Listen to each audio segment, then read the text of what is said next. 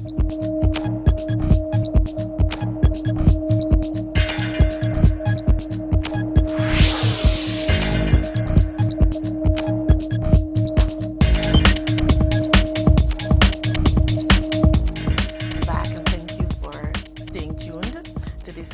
of NewsMaker Live, and don't be shy. The lines are opened. This session is all about you and what you would like to hear on the market steps and in the boulevard, on the platforms from our leaders and our aspiring leaders, what we would like to see written in the manifestos, although a lot of people will say, and I got a call or a text message saying, you know, manifestos are just promises. Now, my friends know that I have a saying which I got from my father, that promise is a comfort to a fool. However, I look at it a little bit differently. I think that when you have something in a manifesto, it at least means that somebody has listened, especially when it is something that affects you and not just a pie in the sky. And you know, one of the things that had plagued the Labour Party administration throughout its tenure as the government is that jobs, jobs, jobs, and $100 million in the economy immediately upon taking the reins of our government. And we all know, at least most of us know, that that's just a pie in the sky. But how dare you? How dare you think so little of us, about our brain power, that you're going to make such blanket statements and don't expect us to hold you accountable? I mean, how dare you? And this is why my appeal, this is why I'm making this appeal tonight. Call in, let us know, let the policy makers know and the aspiring leaders know what it is that affects you. What would you like to see reformed? We know that we would like to see the education system reformed. We'll know we would like to see the judicial system reformed, because you cannot tell me that it is okay for a minor to go into our public hospitals pregnant and nobody is being held accountable. We have another call online. Thank you for calling NewsMaker Live with Laura. You're on the air. Hi, good night to you, Laura. Good night. Well, that pie in the sky thing, why it really got to me, eh? Tell me about it. It's it. very interesting to hear you speak about pie in the sky. In terms of the pie in the sky, I looked out and I saw a yellow pie in the sky. Okay. The yellow pie I saw in the sky. Can I ask you a question, which from there I will move on to make my point? Okay, go ahead. How many countries in the OECS and in the Caribbean, apart from St. Lucia, do you know requires visas to enter Canada, the United States? How many countries? How many do I know that require visas? Yes. Well, I think with the exception of St. Kitts, I think St. Kitts still does not require a visa to go to Canada. No. And I think Canada, really? Yes. St. Kitts do not require a visa to go to Canada? I'm not sure. I'm trying to remember off the top of my head.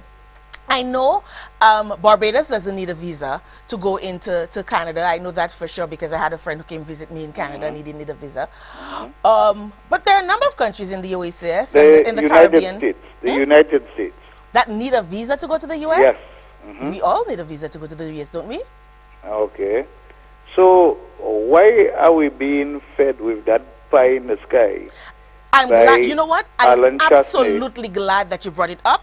I'm absolutely glad that you brought it up. I don't think that his exact words were, he will remove, as Mr. Dalson was saying on the platform one time. But hey, that's not my problem. That's not preempt what I'm about to say? No. Listen. I am glad that you brought it up. what I'm about to say? Go ahead. Okay. The statement by Alan Chastney, and I'm now sensing a change in your position, because a few months ago when there was this whole brouhaha in terms of the disenchantment with the way women of UWP was treated and so on, and you were included in that circle, you sort of had more, how will I say, you are more tempered in your comments in relation to what, no. Hello. but I Please, mean, don't, things don't, change, don't, and don't, we are not don't try dwelling to, on that. don't try But to what figure me out. I Let's go want to back say to your to question. you, hold on. Let's go back to your question. Hold on. We're going back to the substantive issue. Uh-huh.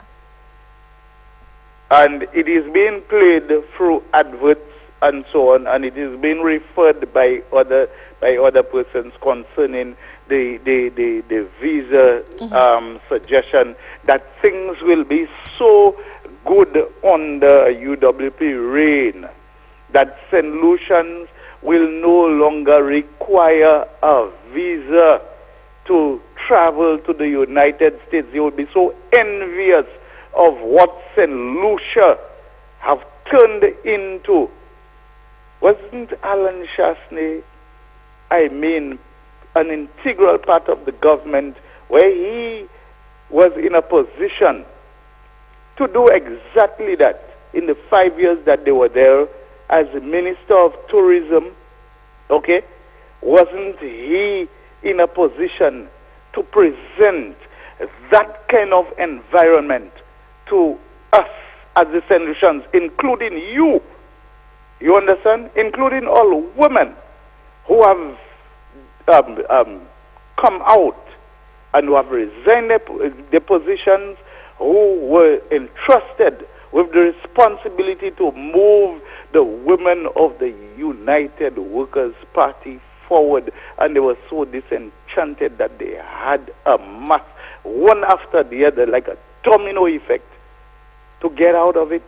What new do you believe that Alan Shasney and the United Workers' Party, that people who are within the ranks continue to express disappointment? And we must stop trying to fool St. Lucians when it is convenient for us. And I expect better of you. In a short time, you have realized something that is different. What new have you been offered? What new have you seen? What new have you been told?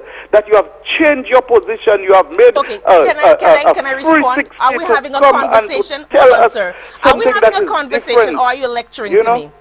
I mean, I'm not lecturing to me, you. or are we having a saying conversation? To you, because if we are not having a conversation and you're going to lecture to me, I'm going to thank you for calling. We are and I'm going having to a thank you for your conversation. contributions. But if we're going to have a conversation, what I'm saying. you have to allow me to respond. You can't be repeating the same things over and over and expect me to just sit there and listen.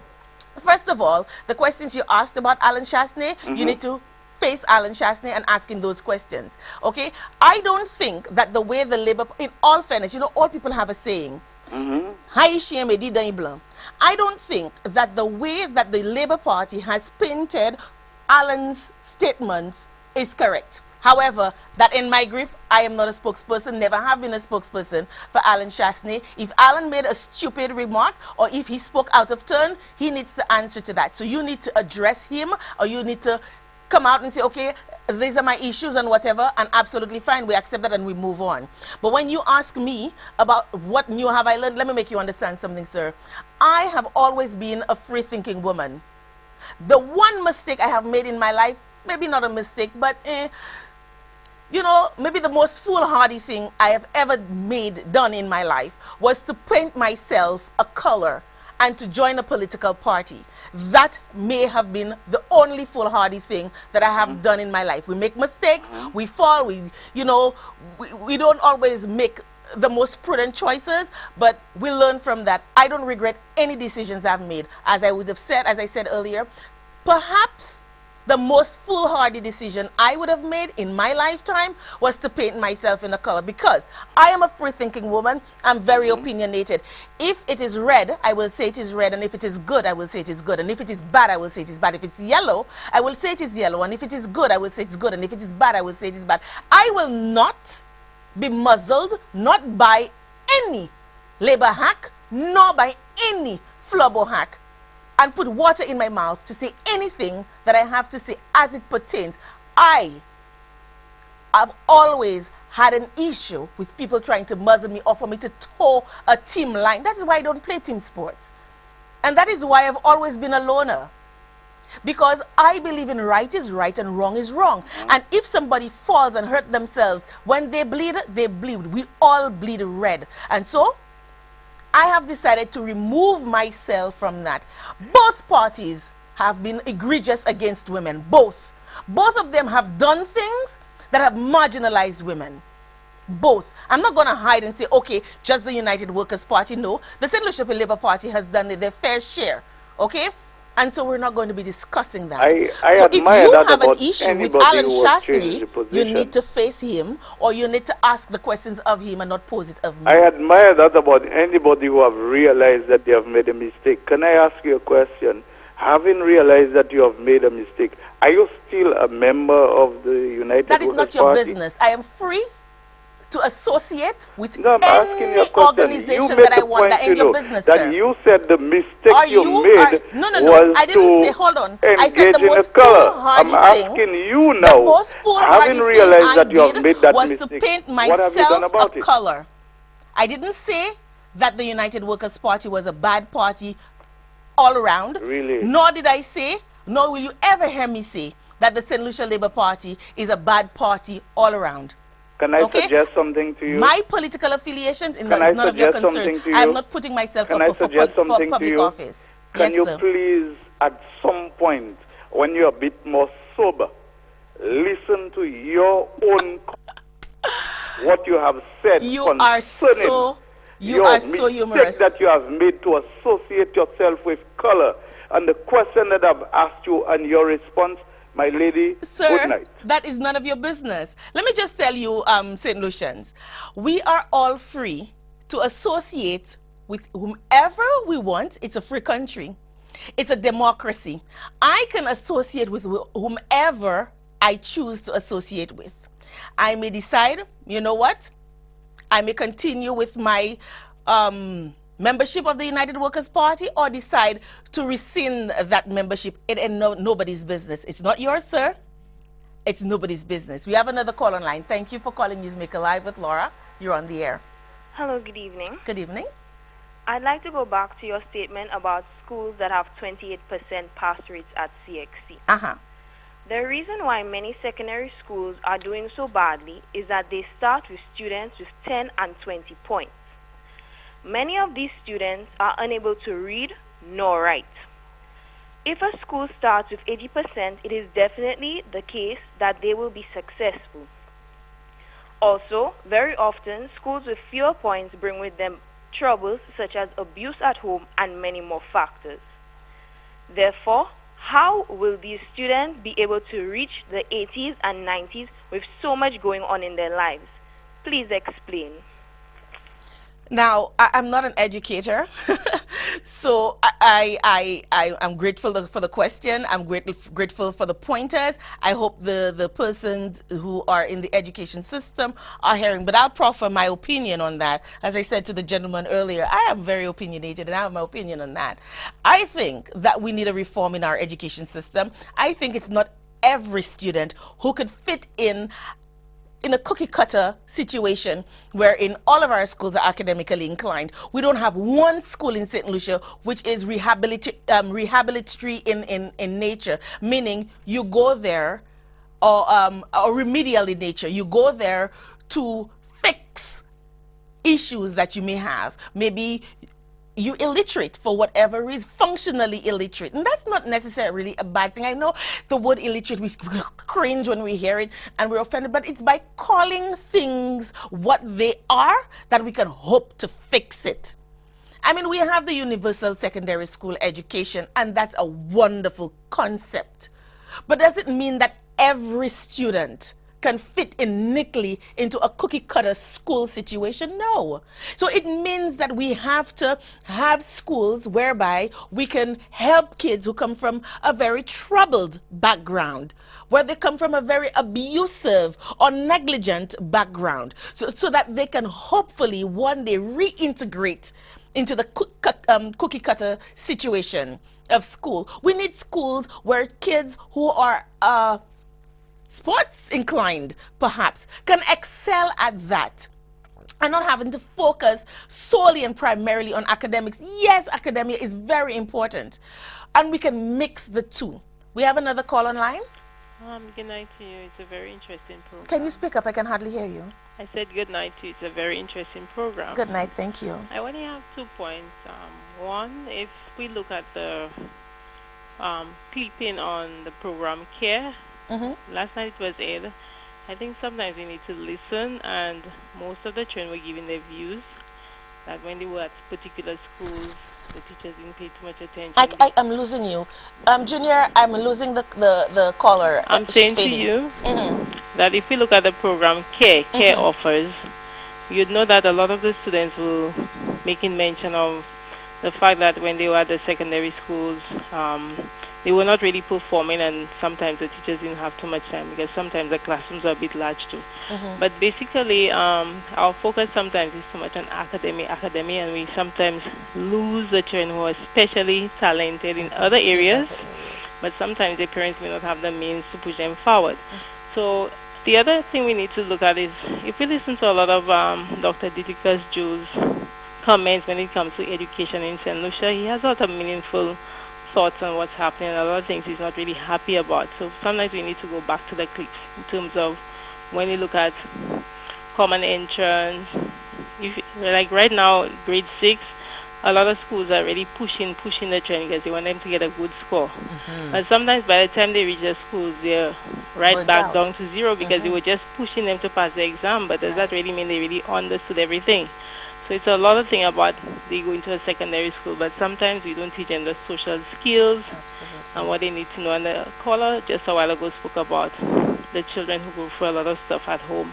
How do we expect them to perform at 80 and 90? And it is true that some children also have to be their own parents because sometimes their parents have migrated and they actually have no caregivers or any support. So there are lots of issues, and it's a thing, I think, where all agencies need to come together, and it just cannot be one agency looking at it. So we have to stop talking, but put our heads together and really assess and look at the way forward in terms of education in St. Lucia. That's my contribution. Thank you so much for your contribution, and it's welcomed. And you know you're trying to get me today, so you don't have to say to be on your program.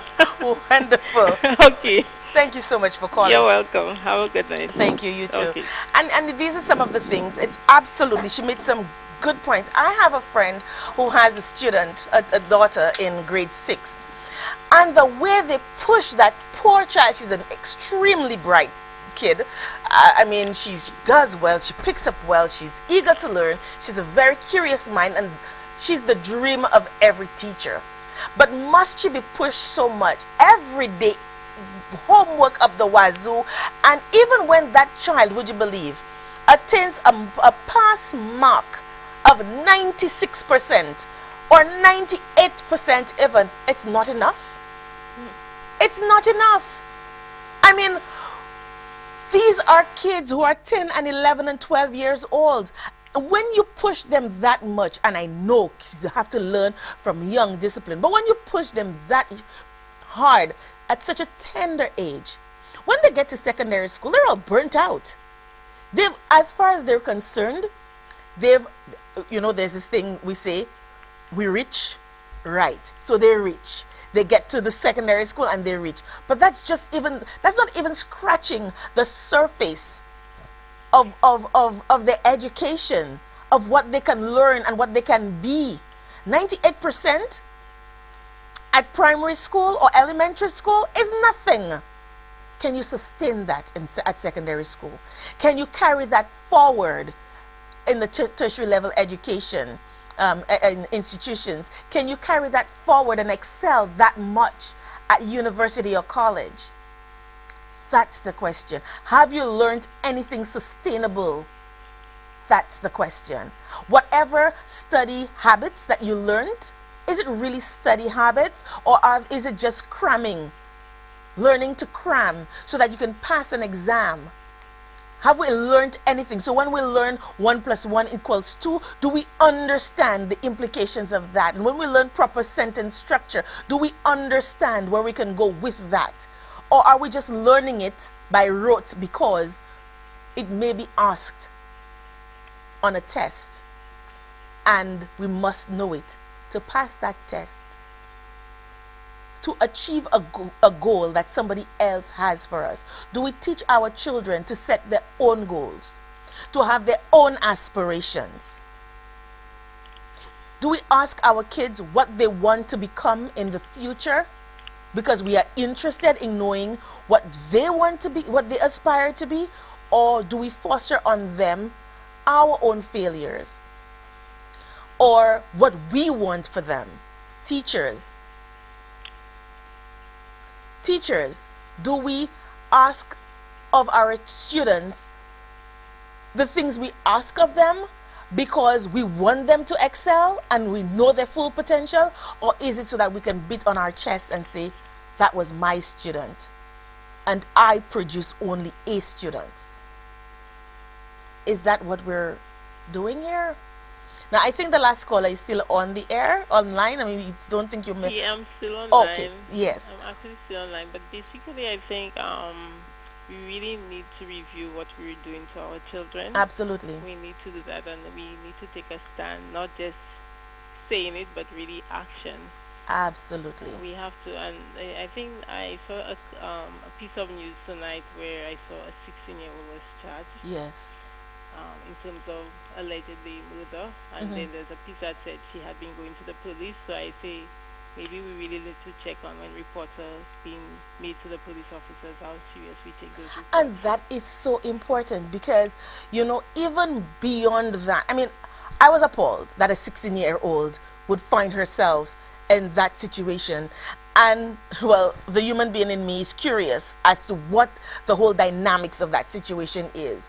And primarily because maybe if we know and understand, we can help somebody else to avoid that same situation. But even more importantly, as adults, we are not even equipped to know how to handle our situations where abuse is concerned or where turmoil is concerned. And we are parents as well. So if we don't know as adults how to handle it for ourselves, how to extricate ourselves from a situation, how can we then teach our kids? And they say that kids learn better by watching and observing. So if we are exhibiting certain tendencies, that's what our kids are learning. And we may try to hide it from them, but they see and they're very perceptive and they learn and they internalize and they take that with them. So we have to be very, very careful. Not just in schools, but in our homes as well, in our communities, in our churches, just island-wide. So I thank you so much for calling and for giving the contribution and engaging me in conversation. Have a good night. Thank you. You too. And that's what it is. I mean, we really, we have another call. Thank you for calling NewsMaker Live with Laura. You're on the air. Hello. Yes, hello. Good evening. Good evening. Yes. You have a very, very good program tonight. And I admire your courage. And the good thing about it, that is how people learn from their mistakes. The problem is... I'm sorry, you're going in and out. I can't hear you. Because of color or colors.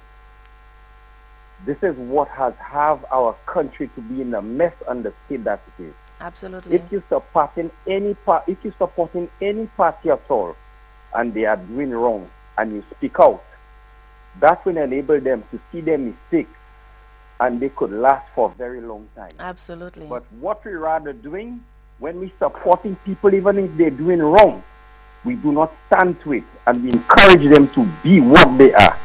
In time to come, look at the state of our children and our kids. Absolutely. They go into school, and they leave school, there is no work for them. Absolutely. They will try, and nobody would assist them in any way. How could a kid go to school, and after exams, go in and look for a job? You're telling the kid, okay, look, we need X amount of certificates from you, but we need you to have 5 years experience. Where is that 5-year experience coming from? So at the end of it, I am only speaking out. And those that we have entrusted after sending our kids to school and expect something in return for those kids, they fail those kids. Again, some of us parents have not realized that we are our role models to our kids, And if they cannot see us as our role models, forget it. I have my first son.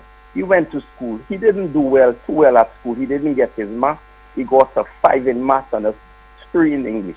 We had him to keep writing those exams. Eventually, he got a 1 in English, and eventually he got a 2 in math after he did his math the 5th time.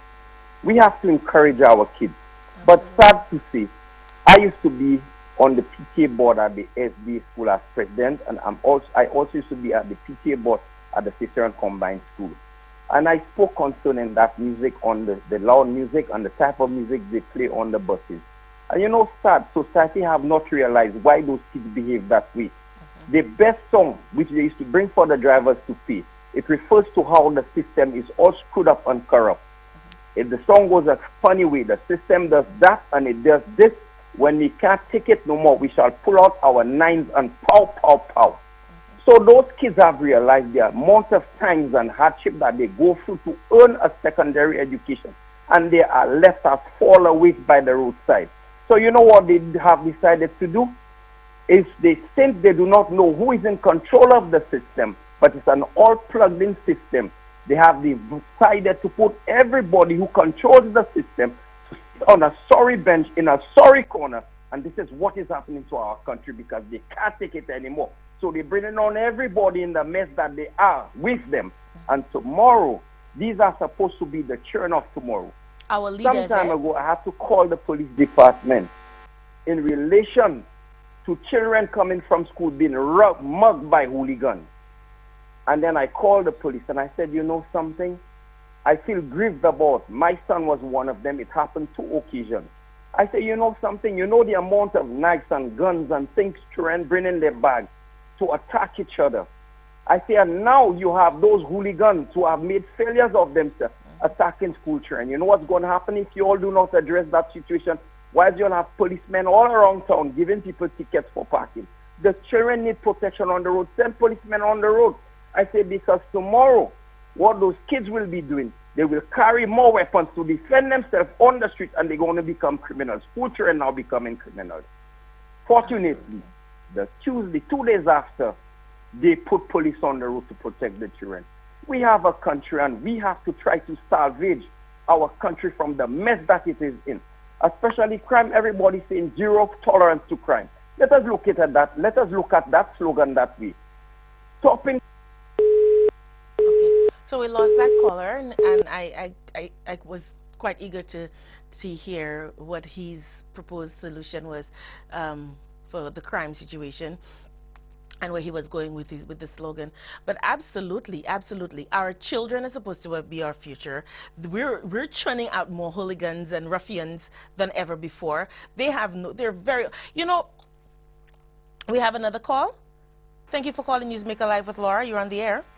Yeah, good night, Laura. Good night. I will implore you to speak a little louder because I'm having a bit of a problem with my earpiece. Well, get the technician to fix the stuff, man. He's trying his best, but we're still having a little issue. Now, Laura. Yes? How are you? I'm fine, thanks. How are you? Happy New Year greetings to you. Thank you. Many happy returns. You may detect the sound of my voice. Mm-hmm. Cool. Now, I heard you said you are a very opinionated woman, and that's a fact. Mm-hmm. I just want to go back to the guy the last caller who talked about the system is corrupt, mm-hmm. and how the system nurture or allow our children to run into decay. Mm-hmm. We all have a responsibility to our country, mm-hmm. either through sport, through the media, or whatever area we engage in. We must try to make our country a better place. I want to know your opinion on what is currently taking place in the CSA. Mm-hmm. It is, we talk about truth and justice. It's a total violation of rights of many workers. I want to go back to the point where, or what's your opinion on a union that rejected or helped to rescind the labor code in 2007 and yet want to represent the workers? They rejected the labor code in 2007? No, yeah, they did not agree to challenge through for passing, because remember in 2006 when it had to be sent to the Governor General for final, for want of a better word, approval, they agreed at the meeting that they will not do that, or they did not do it. They agreed that they should bring back to the table and discuss it, while the TUF had already agreed about that yet to challenge through. So I'm just saying, what is your opinion generally on the status of things happening within the CSA? You mean generally as everything is happening, or with regard to that issue that you just talked about? Hello? Hello? Yeah. Yeah. I can hear you. You can hear me? Yes, faithfully, but yes. Okay. Generally, I honestly, my honest opinion is what's happening with the CSA is disgusting. Yes. I think both factions. Can you hear me? Yeah. Both factions are pulling, and nobody is relenting.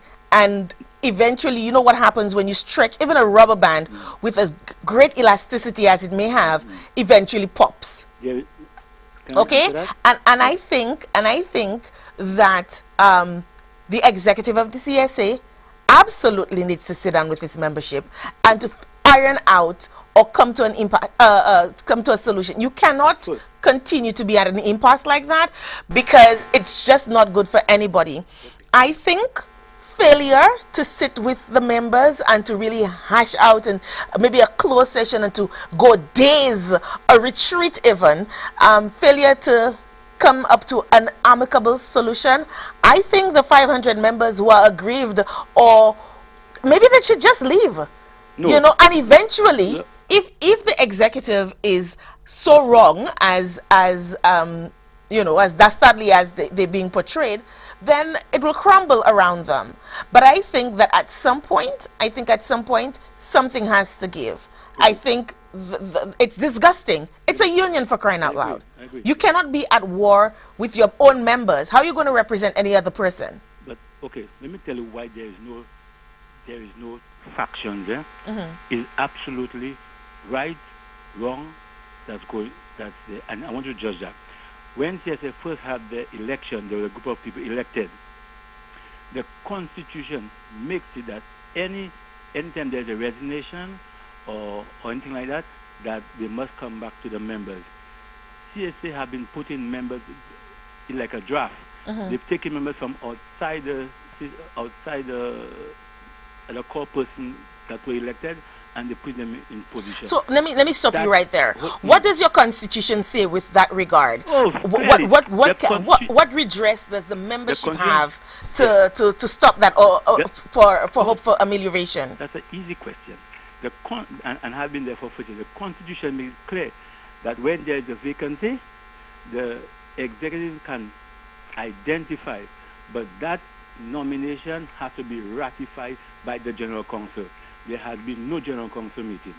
But let me go back to, and that is one of the blatant there. But let me go back to the genesis of the situation. And there was a genesis earlier in the beginning, but I just want to go to the core issue here. 74 registered or 74 financial members can call for extraordinary meeting to address any situation. Any 74 members is clear on that, and that's my core point. The members have done that twice. The last one is 520 votes. Okay, I cannot hear Oliver at this point at all. So if Oliver can hear me, or if anybody can hear me and they can get this word, Oliver, you're back. Yeah. In the interest of time, and because this episode is so bad, call me 284-6536. I'm going to have you guys back one more time. I'm not discussing this again. I'm serious. I said it once already. I'm not going through this. I'm not going through it again. But I think